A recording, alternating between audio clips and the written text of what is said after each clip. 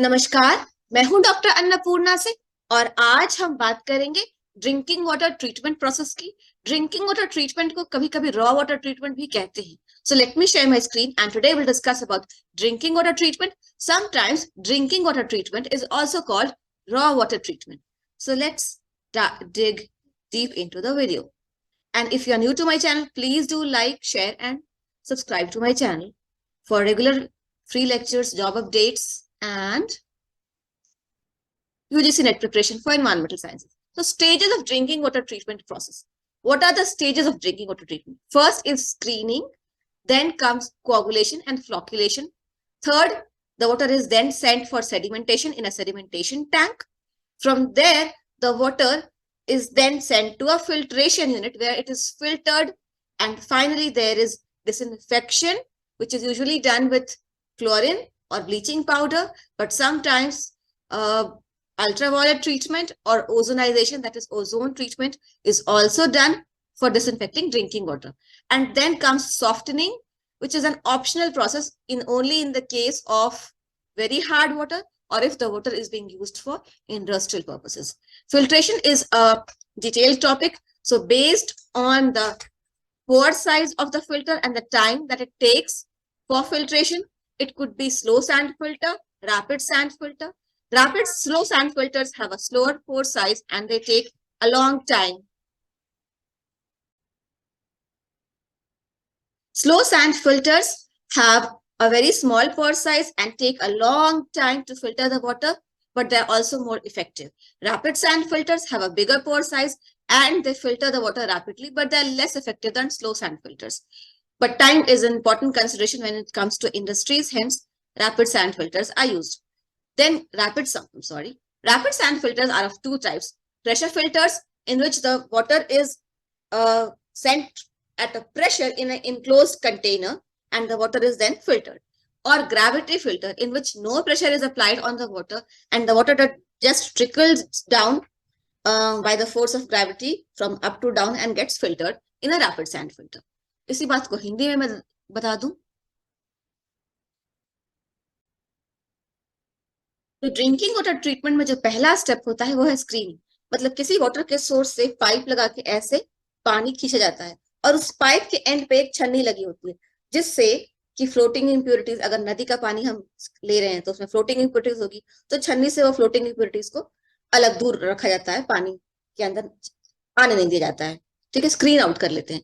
कभी कभी जब ग्राउंड वाटर का को इंटेक करते हैं तो वहां पर पतला बारीक सैंड या क्ले पार्टिकल्स पानी में हो सकते हैं, तो उनको भी स्क्रीन आउट करने के लिए हम ये छन्नी लगाते हैं पाइप के पास, पाइप के मुंह पर, ताकि ये सारी इम्प्योरिटीज जो है पानी के अंदर ना जाए। मेरे पास कोई अच्छी छन्नी नहीं थी इसलिए मैंने इसका प्रयोग किया बस आपको दिखाने के लिए। उसके बाद हम पानी को लाते हैं एक टैंक में और वहां पे कोगुलेशन और फ्लॉक्युलेशन होता है। ये दो स्टेजेस हैं, कोगुलेशन एंड फ्लॉक्युलेशन, लेकिन मैं दोनों को एक में ही समझा रही हूँ। कोगुलेशन में क्या होता है, कोगुलेंट ऐड किया जाता है। कोगुलेंट इज यूजुअली एलम, फिटकरी या फिर कोई दूसरे और सॉल्ट्स हो सकते हैं। तो कोगुलेंट जब पानी में घुलाते हैं तो वो पॉजिटिवली चार्ज आयंस देते हैं और पानी की जो इम्प्योरिटी होती है वो ऑर्गेनिक इम्प्योरिटी होती है मोस्टली, और वो नेगेटिवली चार्ज होती है।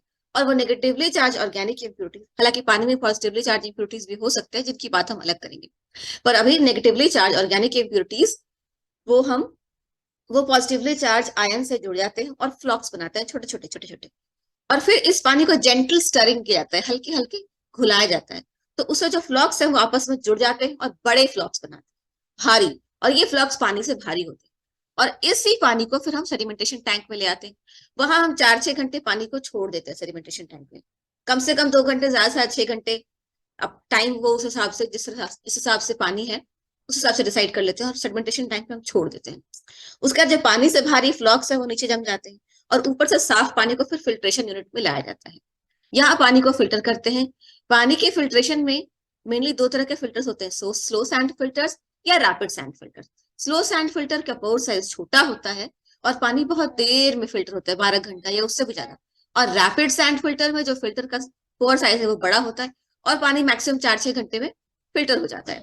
रैपिड सैंड फिल्टर फिर 2 तरह के होते हैं। एक होता है प्रेशर फिल्टर, जिससे पानी को प्रेशर से भेजा जाता है फिल्टर में, क्योंकि इंडस्ट्रीज के पास टाइम कम होता है तो पानी को प्रेशर से भेजते हो तो जल्दी फिल्टर हो जाता है। या फिर ग्रेविटी फिल्टर्स, उसमें कोई प्रेशर का अप्लाई नहीं करते हैं, सिंपली ग्रेविटेशनल फोर्स जो होता है, उस गुरुत्वाकर्षण फोर्स जिससे हर कुछ नीचे आता है, तो पानी भी ऊपर से डालते हैं और धीरे धीरे ट्रिकल डाउन होता है, नीचे आता है और फिर नीचे वो साफ पानी इकट्ठा कर फिल्ट्रेशन। उसके बाद होता है डिसइंफेक्शन। डिसइंफेक्शन में अक्सर ब्लीचिंग पाउडर या क्लोरीन के कंपाउंड्स का इस्तेमाल होता है पानी को डिसइंफेक्ट करने के लिए। और इसके फायदे होते हैं कि पानी में बहुत सारे माइक्रोब्स होते हैं जो डिसइंफेक्शन में मर जाते हैं। कभी कभी अल्ट्रावायलेट ट्रीटमेंट या ओजोनाइजेशन, ओजोन गैस का इस्तेमाल करके भी पानी को ट्रीट कर लेते हैं। इसके अलावा एक प्रोसेस होता है सॉफ्टनिंग, जो हमेशा नहीं करते हैं, वो इंडस्ट्रियल पर्पस के लिए जब पानी इंडस्ट्रीज में यूज होता है तब सॉफ्टनिंग करते हैं। Softening is a process by which salts of calcium and magnesium are removed from the water. ठीक है। और कभी कभी जब पानी बहुत ज्यादा हार्ड है, जब हमें पता है कि पानी एक्सेप्शनली हार्ड है और उसको सॉफ्टनिंग की जरूरत है, तभी भी सॉफ्टनिंग करते हैं, पर ये ऑप्शनल प्रोसेस है, ये हमेशा नहीं करते। इसके अलावा जो सेडिमेंटेशन है, तो कभी कभी स्क्रीनिंग के बाद हम पानी को सेडिमेंटेशन कराते हैं, फिर कोगुलेशन एंड फ्लोकुलेशन और फिर सेडिमेंटेशन कराते हैं। तो कभी कभी यहाँ पर भी एक प्राइमरी सेडिमेंटेशन टैंक होता है कि पानी में जो कुछ भी है वो बैठ जाए, अगर पानी बहुत गंदा है तो, और फिर उसके ऊपर से पानी निकाल के फिर कोगुलेशन और फ्लोकुलेशन में भेजते हैं, और फिर सेकेंडरी सेडिमेंटेशन टैंक होता है।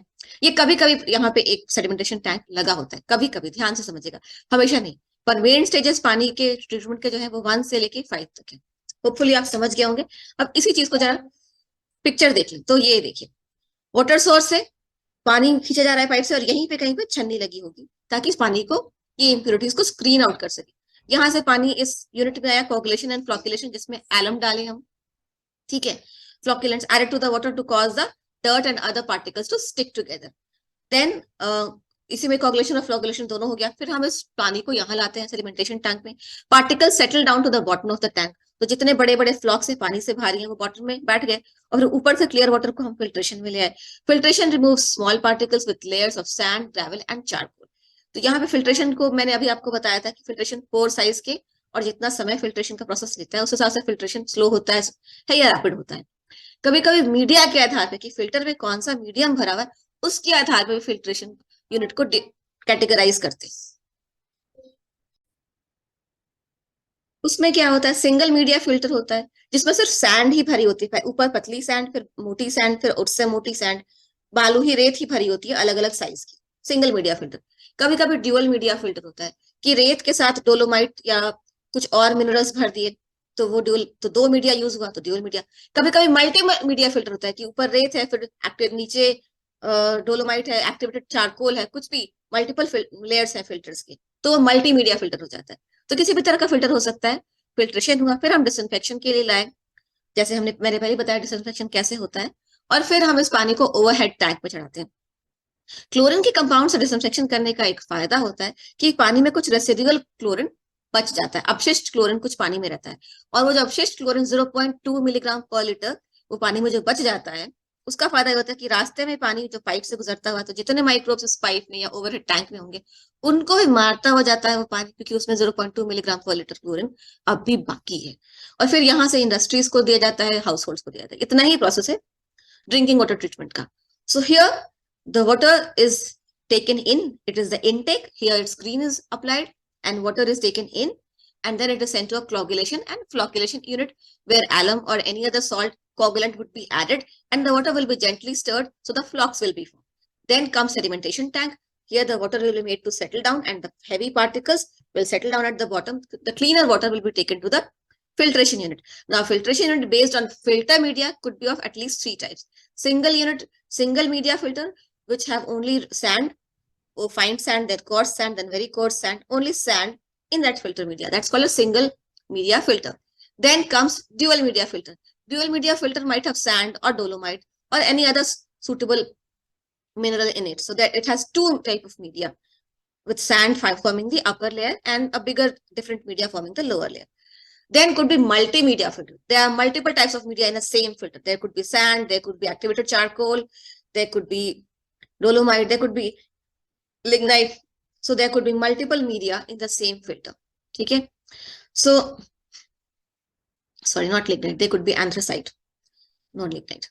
And then this filtered water is taken to a disinfection unit where usually compounds of chlorine are added. Sometimes ultraviolet treatment and ozonization are also done for disinfection. Sometimes disinfection could be a combination of chlorine treatment, then ultraviolet, then ozonization. So it depends on how you're treating your water. But in municipal water supplies, mostly compounds of chlorine are used in disinfection because it has a benefit. This chlorinated water, when it passes through the pipe, it has a residual chlorine of 0.2 milligram per liter. And that residual chlorine kills all the bacteria and fungi and protozoa which are present in these pipelines or the overhead tank where the treated water is stored. And then this treated water is supplied to industries and households. So there is this in raw water treatment, and let me stop.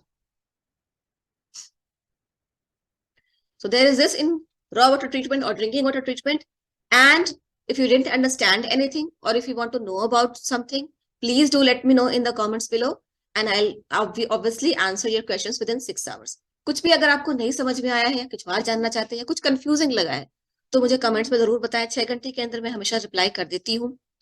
और मिलती हूँ आपसे एक नए video में. मेरे channel से जुड़े रहिए वीडियोस के लिए, फ्री लेक्चर्स के लिए, यूजीसी नेट की प्रिपरेशन के लिए और जॉब अपडेट्स के लिए. Thank you. जय हिंद, जय Bharat. See you in another video. Bye.